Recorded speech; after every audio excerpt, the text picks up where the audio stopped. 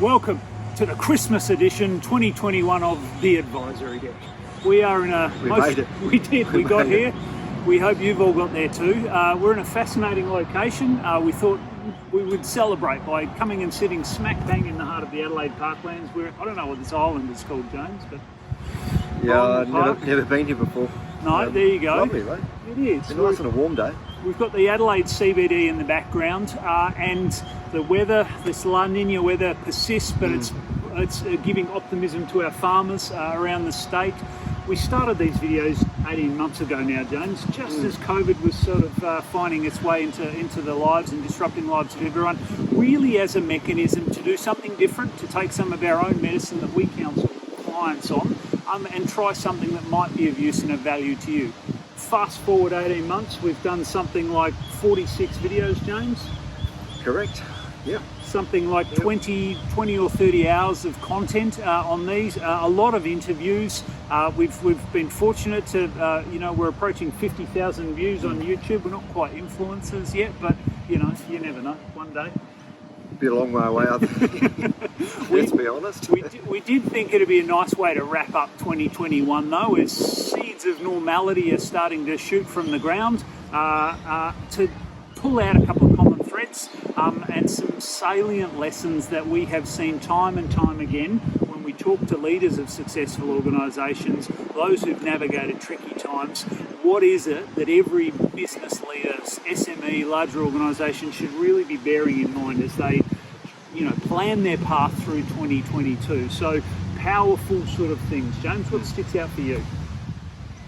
When we went back and watched videos, and so there were 40 plus videos and hours of content, but 5 times that of conversations beforehand and afterwards, and thinking and chatting to the business leaders and owners, the prepping, the market research that we've spoken about a number of times. What we came up with were really 7 key themes. If we think about businesses and how you put a business together, 7 key themes that stand out in the groups we've spoken with. And so we'll have a run through those 7.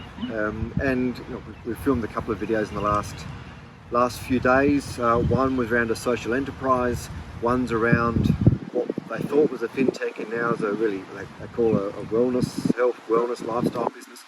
Again, the clarity of thought, purpose, the vision, understanding your business model, those things shine through consistently. And when we talk to companies that are struggling, and a lot of the work we do are with the companies that want to be here, but for whatever reason they're here. And so when we talk to those companies, what we find is confusion around what the goals are, lack of communication, business models that aren't clear. So those same themes you can apply to a successful business that we've seen in these videos, you apply those same themes as the gaps for where the companies that aren't performing need to close out. So we'll take a bit of a walk down memory lane and see what those 7 themes are. Let's do that. I'll kick it off then. So one of the things that stood out to us was the power of differentiation. That everyone has competitors, that the opportunity for more and more organisations to get into more spaces means that marketplaces and choices noisier than perhaps it's ever been before. And finding the ways that you can stand out memorably, the ways that you can add value in a slightly different, unique, better way than others in your marketplace, time and time again has shone out as a way that successful businesses have stood alone. And we had a really great conversation with Nando Focaretta from Umbra Spirits and Liqueurs. And as a liqueur business, and then getting into the gin market, which is a very busy, crowded marketplace, finding points of differentiation in terms of the product, in terms of paths to market, in terms of the brand experience that they're working to create as well. And we saw that theme time and time again as something that's really important to think about. How can we stand out in the minds and eyes of the consumers that we would like engaging with us in what we know will become increasingly competitive markets, right? Spot on. And I think the mistake that some people make is thinking, if I differentiate, I'll differentiate on one thing. I'll make the amber bottle. I'll make a bottle that looks different, and that'll be enough. And the reality is it's not. That's a start. If you're doing a product that's got packaging, a different product looks great, but that can't be all of it. There has to be differentiation built into your mindset, your culture, your business model from the beginning to the end, so that right through the whole organisation, you're thinking about how do you be better by being different. That might be cheaper, might be more cost effective, it might be a whole range of things. But fundamentally, differentiation can't be just one thing in a product. It can't be your brand, it can't be a tagline. It has to really be embedded into what you do. And Nando and the Ambra team were a fantastic story about that. We will hopefully have a conversation with Sarah from Molly Duca in early 2022. Molly Duca wine label, and we go for a walk around Sarah's property, and there's half a dozen points that she will explain in a 20-minute walk around about how they're doing things differently, and it's consciously different to what others traditionally do. And it's not doing it for the sake of being different, it's doing it because doing things differently has a purpose. Yes. So find your purpose to be different, and then make that part of your whole business offering. And if you do that and do it well, it's not easy, right? Good business isn't easy. But if you find that really challenge your business model, your thinking, your culture, that's how you stand out. And that is really, really hard to copy. I think in a world where it's so easy now to create something and copy something, it's much harder to copy a number of points of difference than it is just to copy one. You could copy that in 5 minutes. But there's a lot more to their product and the brand than just that. And what's exciting, I know, about the guys at Umbra is they're continuing behind the scenes. Next points of differentiation are coming, because the competitor horde will always follow you. Correct. If you're onto something really valuable to the marketplace. Right? You'll break the ground first, and others go, hey, there's a new market, there's something different, let's follow in behind them. It's much easier to follow. We had that conversation, we'll come back and talk about Honda. Being first to market is exciting, it's not easy. Nice. We'll talk about that separately. Absolutely. Second thing we learned, power of smart counsel. And again, this is one that I reinforced, and we're reinforcing points here. But the smart counsel being people often outside of your actual team, Yes. that have experience, as George from Honda termed it, the battle scars, that have been through the wars, and have the confidence, the maturity, maybe it's lack of being an employee, that ability to say, I think what we're doing here maybe isn't the best thing to do. Yes. Maybe we're drinking too much of our own Kool-Aid, and we need to step back and challenge this. It's very easy if you get focused on thinking we're going to create the best of X, but that's what matters. And often it's not what matters. Often the customers are thinking, well, we've got choices here, so you might be making the best paper chip, but we don't want a paper chip. And I think that power of smart counsel, finding people who are experienced, who are strong enough in their voice to challenge what you're thinking, to come in, not employees, I think they are external advisory boards, mentors, whatever it might be, who come in, understand where you're going, don't disrupt it for the sake of trying to be disruptive. Understand where you're going and help you figure out the best, the most efficient, and the smartest, most effective way to get there. I think that's a reminder, and everybody can do that easily. Like it's much easier to find a mentor or to put a good advisory board together than to create a brand new product that's going to be successful. I'd say you'll have a better chance of creating a product if you've got smart counsel in your corner. Yes, I mean, we heard it time and time again from successful business leaders. Mick Sanders from Moo Premium Foods was another who said, look, if it was just me, I would have made decisions in here without testing my own thinking, without sort of, strapping any Achilles heels or efficiencies, or just don't have the experience in my game. Why not put others around me who can continually challenge and support me in equal measure, right? Often you don't have time. You're a busy leader, you're an operational person, you're making things happen. It's really hard to step out and go, I need to think, and then have the time to challenge your own thinking. Like that thinking time is really precious. It's hard to get it. Someone else in your corner challenging you, helping you, being behind you, next to you, very powerful, highly recommended. Absolutely. The third one that came to mind was the power of recalibration, recalibrating, rethinking, reimagining, replanning. The idea that business plans, strategic plans, your path ahead is a set and forget kind of a concept. Look, never has that been more apparent than the very disruptive last couple of years that we've all worked through, but it's really never been the same. And it ties in nicely with that differentiation piece. If we're going to continue to be able to carve a successful niche for our organisation, we simply can't keep operating off of old information. And we had a panel discussion, which you guys put together at the Lion maybe 6 or so months ago with a number of senior business leaders from around the state talking about how, you know, they'd had the rug ripped out from under the feet of their industry bodies or their organisations, and sitting down and going, okay, well, how do we approach this now? It doesn't necessarily need such disruptive events for you to need to sit down and do that. It should be a healthy, regular discipline because, again, you know, the bar always keeps moving up. So, you know, sitting down, pulling that team together and really recalibrating your own thinking, right? Spot on. We had on the same thing, we had a conversation about our 5-year strategic plans. Yeah, that was somewhere in the middle of COVID.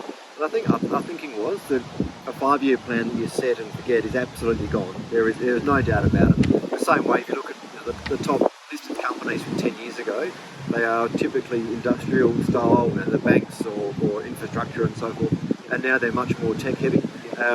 If you don't adjust your plan to what's happening outside of your business, you know, technology, competitors, whatever it might be, if you don't keep adjusting and refining to make sure you zig and zag to get to where you want to go, then you're going to be caught behind that. Recalibration is really critical. It's true. James, we're going to recalibrate soon. We're going to crowd of ducks joining us and bin chickens and everything going on here, ladies and gentlemen. Out with nature. We are. Beautiful. What comes in at number 4 for you? The proactivity piece. I think of being on the front foot, you know? And I think that's, again, there's different people fit in different buckets, and it's a personality type. And you might be someone who's really proactive and being on the front foot, very entrepreneurial, or you might be a real laggard of waiting to see where everyone goes. And there's, you know, you can be successful at the different personality types you have and the different cultures you have in your business. But it's certainly easier to be ahead of the game, or at least not being dragged along. Right? And again, the challenge, and this is why I think mentors and advisory boards become worthwhile, recalibrating becomes worthwhile. If you're proactive, you don't want to be, though, jumping at shadows. You don't want to be looking at every bright, shiny object and going after it. You have to be clear in your vision, but you want to be going, how do we continually check and take advantage of and think about being a better organisation, better for our customers, always do it with the customer in mind. How do we be proactive about that? Now, I've worked for and with CEOs who want to be disruptive, thinking that's being proactive, who want to be entrepreneurial, thinking that's the right thing. You can break a company by bouncing all over the place. That is not what we're talking about. We're talking about making sure that here's an opportunity, let's go and sound it out, let's do our market research, let's do our validation, let's think about it. If it makes sense, let's figure out how to implement it, not let's go, oh, yesterday we were making wine, now we're making cheese. It's better at making cheese over here. That's not what it's about. But again, the good leaders we've spoken to and the consultants we've spoken to as well have said this theme of being proactive, on thinking, of being able to adapt and react to change, not being dragged along is a powerful one. We saw it when we had a great conversation with Richard Dolan and Beck Hardy from Pertaringa and Wines by Jeff Hardy, an amazing business who saw the writing on the wall relatively early with some of the challenges that were going to happen in China and said we have to get on the front foot and think about how we evolve our customers. And then we saw it at the other end of the spectrum with Mark Bassett and the team at Black Chrome, who in the depths of COVID, when sportswear sales were just through the floor, got on the front foot and said, how can we deepen our engagement with a key community now? It's the cycling community. So let's create a bike race. And again, you know, great examples from leaders going, we can't just sit here and gnash our teeth and think that the world will get back to normal. We'll just pick up where we left off, right? Do something. Do something. Well, I think there's that quote that John Kennedy was. 1970s, Hawthorne, Grand Final, somewhere around there. Do something. Yes. Right? I think that's the, you know, the proactive is doing something, but don't do it just to disrupt. No. Do it with purpose. Yes. And I think the key there is as well is, and this is why, you know, we end up spending a lot of time working with companies, is that most companies have a constraint around either their capacity or their capability. Yeah. Because you've got a team that you can afford to run that's focused on delivering operational things. Yeah. We work mainly with family businesses and smaller corporates. They don't have strategic teams, they don't have risk teams, they don't have huge financial departments. They're running a lean business. It's 2021, we're running lean businesses these days.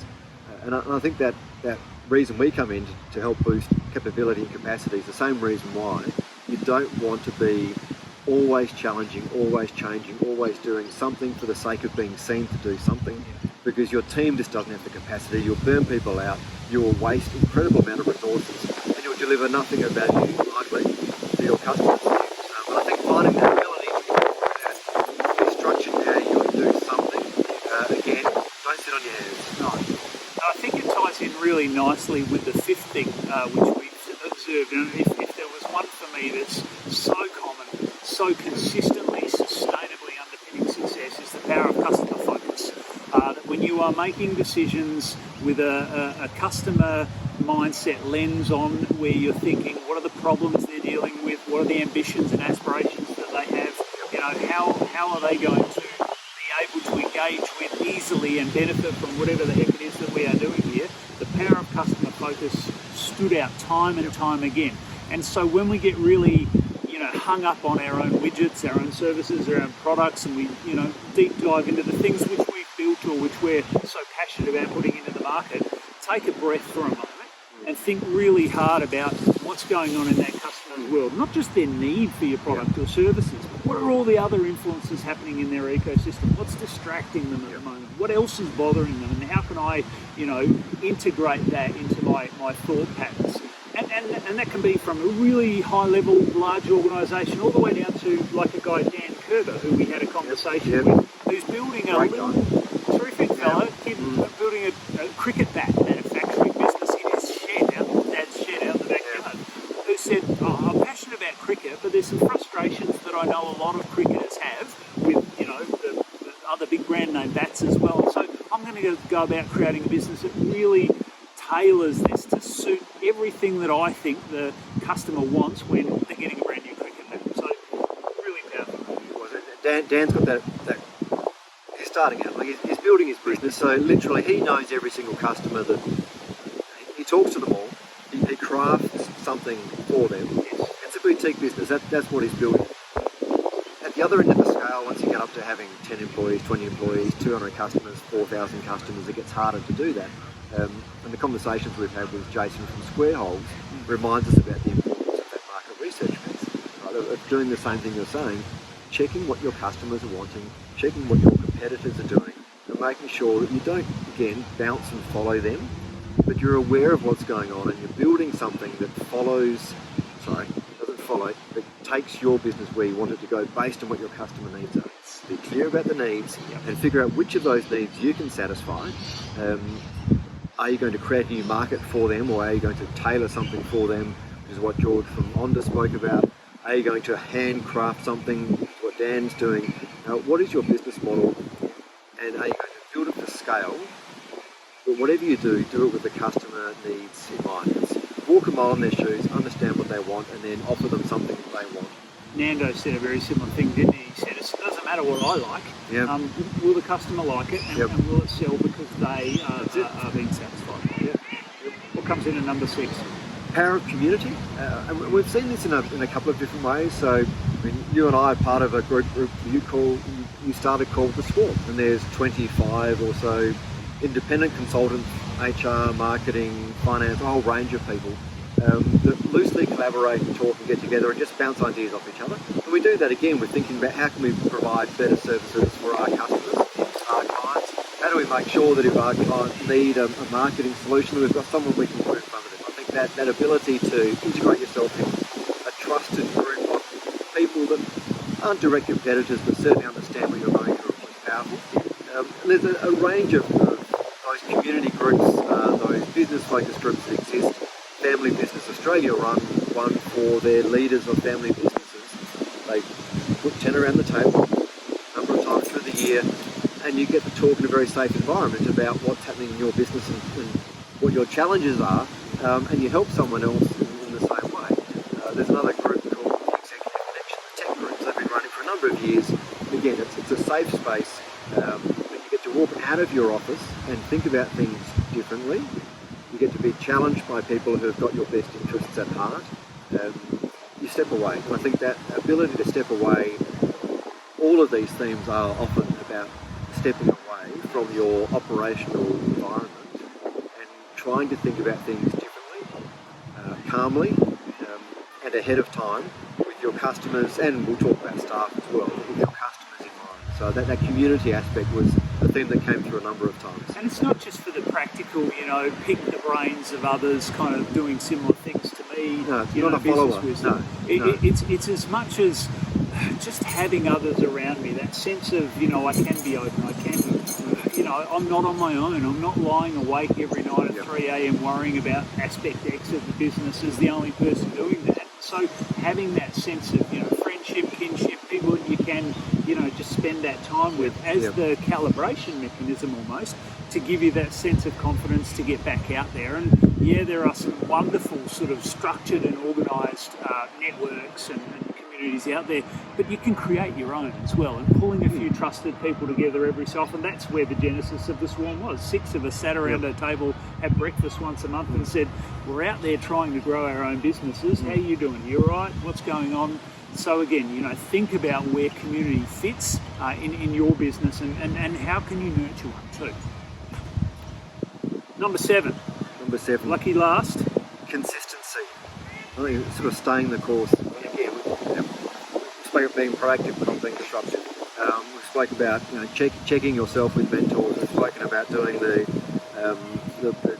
community piece. I think that consistency, both for your own mental health, I think knowing that you're going this way and getting up every day and accepting that a lot of the time it's going to be a bit of a grind. But you keep putting that one foot forward, and then you make sure, because I think to me the consistency flows through to a staff point as well. You make sure that you're consistent in your messaging to the market, to your customers.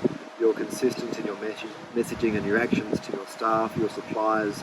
That people understand where you're going. It's easy to understand where you're going. It makes it so much easier then to bring others along with you, whether it's your supply chain somewhere out through your customers. So I think that consistency of thought, of action, of plan, of vision, acknowledging everything else in those other 6 we've spoken about is a really powerful force that's come through from a lot of the conversations that we've had. Not confusing your customer, who every time they see you, there's something slightly off and different about how you're going about it. And you might think you're being sort of clever and innovative here, but if they're not, oh yes, that's very much a James thing. That's very much a Troy thing. Okay, I get that. It just lowers barriers to them, from being able to engage and benefit from whatever it is you do. We had a great chat with Stephen Heaney from Australia's Finest. The cheese and crackers and chocolates business is just starting to really take off here in Adelaide. And he said, look, one of the things he's learned about his time in the game is if I don't, if the products we put in these packs are not really consistent, if the delivery schedules are not really consistent, if every time a customer sees that brand on the shelf, they're not thinking and feeling a fairly similar thing, I'm going to be challenged by that. So, thinking about where it fits in all aspects of your business, not just product quality, not just marketing messages, but right through the list. I'm going to throw number 8 in. Okay, it wasn't on the run sheet. It wasn't on the run sheet, but that's run sheet blew away in the wind anyway. It's the core, right? Without number 8, for 95% of the businesses we spoke with, and the leaders and the consultants we spoke with, you don't have anything of staff, right? And treating your staff well, the conditions they work in, the way they get engaged, trained, supported. Your customers are the most important asset. Seems like a hard word, but they're the most important asset. If your customers are happy, they'll build better products, they'll deliver better services, they'll go the extra mile for your customers. And so often, especially in the last 18 months of COVID, people are looking for more of a human connection. We talk a lot more in Australia now about building local. I think a lot of Australians have said, why aren't we doing more locally anyway? And for various reasons. A lot have been offshore in the last 10, 20 years. There's a love now of saying, I want to support local, buy Australia campaigns. Those sort of things are powerful. A lot of that starts with having a great team, employing a great team, finding the right people, working hard to keep them. You don't want to be losing good staff now because it's not that easy to find them. So my number 8, really it should be number 1 if we think about it, is people. Get good people, treat them well, treat them like adults, and they will delight your customers. People. It's probably never been more important. It's probably never been any different either, really, has it? And it probably is a nice way to round that off and thinking about the people we put these videos together for. When we sat here 18 months ago, we sat on my back deck and we started this idea of how can we add some value to the people that we want to support and serve? You know, the people that we sit in the corners of as advisors, creating advisory boards. So we couldn't do it physically, so let's do it via these sort of quirky little short free videos. We sit here 18 months later and that hasn't changed. Now, our focus is how can we add value to the people that we're out there to serve. So, you know, across 2022, this is the kind of work that James and I do for a lot of organisations, SMEs, family businesses, smaller to mid-sized corporates as well, and providing that sort of support, trying to help them in all of those areas we've just described, so that they too can navigate these strange, tumultuous, slightly windy climes of 2022 and be confident in a modicum of success. So it's been a real privilege working with you, James, over the past 18 months.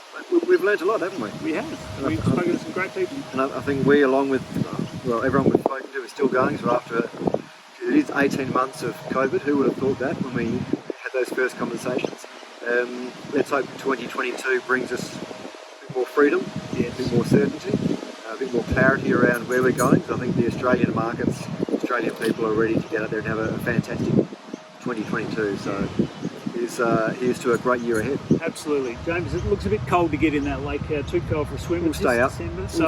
We'll stay dry. We really wish you a very safe and happy Christmas period, and we'll be back in 2022. If you'd like to have a conversation with us, either to come here and sit wherever we are around this state or country, get in touch. And if you'd like to have a conversation about how we might be able to add some value to you and your business and your leadership decision making, please, details down the bottom, get in touch. Merry Christmas, mate. Merry Christmas. Thanks for joining us on the Advisory Deck.